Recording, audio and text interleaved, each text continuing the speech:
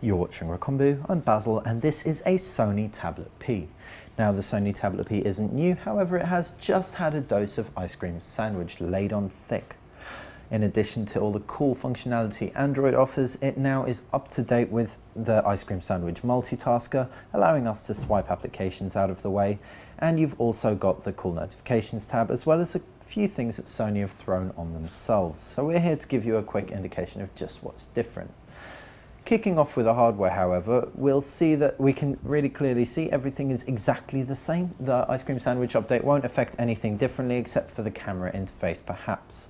You've got two 5-inch screens, a Tegra 3 dual-core processor, as well as a SIM card slot, as this is a 3G version underneath the hood.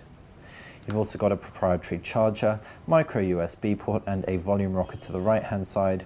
And if we take off the cap, we can see SIM card slot right in there, and we can just close that up, open it, and power up to look inside the user interface. Jumping through to the apps drawer, the first thing that strikes us is we have a horizontally scrolling apps drawer. It used to be vertically scrolling, and we much prefer this. It looks like we're getting more applications on each screen, making use of the space much better.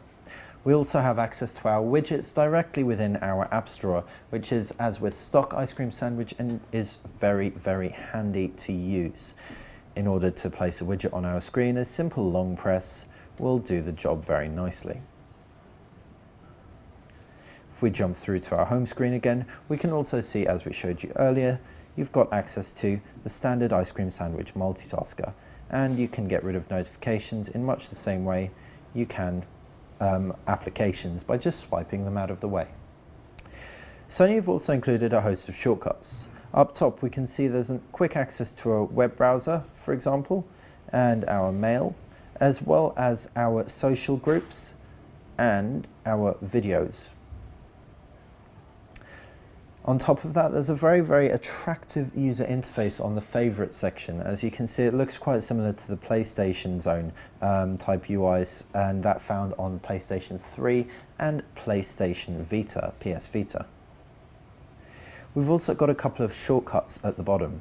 If we jump through, we can see a browser shortcut allowing us to create a floating web browser, which we can then move around and visit a web page without it taking up the full window, and we have a floating calculator as well, which is quite nice and handy. So that's the key differences between the Sony Tablet S without and the Sony Tablet S with ice cream sandwich. Some of the features carried over and some new ones.